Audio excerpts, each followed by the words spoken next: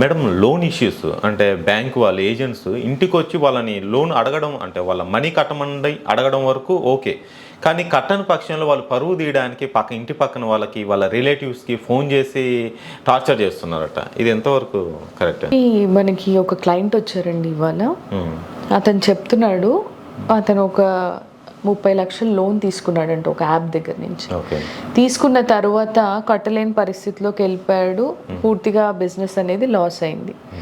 దాన్ని ఒక దగ్గర తీసుకున్న అప్పు ఇంకో దగ్గర తీర్చాలి అని ఇక్కడ ఇప్పుడు ఒక చోట 10 లక్షలు అప్పు తీసుకున్నాడు అనుకోండి, దీన్ని ఈఎంఐ పెండింగ్ ఉంది, దీన్ని వడ్డీ కట్టాలని ఇంకోళ్ళ దగ్గర అప్పు చేయడము, మళ్ళీ అక్కడ తీసుకున్నది తీర్చాలి అని క్రెడిట్ కార్డు యాప్ లోన్స్, ఇలా ఆయన ఆ సుడిగుండంలో పడిపోయి కూరుకుపోయాడు.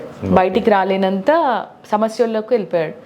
అయితే ఆయన ఫోన్లో నుంచి యాక్సెస్ మొత్తం కాంటాక్ట్స్ యాక్సెస్ తీసుకొని ఆయన ఎవరైతే తెలిసిన వాళ్ళు ఉన్నారో ఇతను ఇలా మాకు అప్పు ఎగ్గొట్టాడు, ఈయన తప్పు చేశాడు అని ఫ్యూ న్యూడ్ వీడియోస్ అవన్నీ పెట్టేశారండి.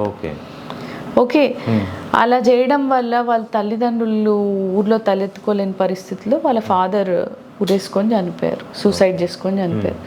సో ఇది చాలా తప్పు. ఇట్లా నిజంగా చేశారు అని అంటే వెంటనే ఒక పోలీస్ కంప్లైంట్ ఇవ్వడానికి ట్రై చేయండి. పోలీసులు మీ కంప్లైంట్ తీసుకోకపోతే మంచి అడ్వకేట్ని అప్రోచ్ అవ్వండి.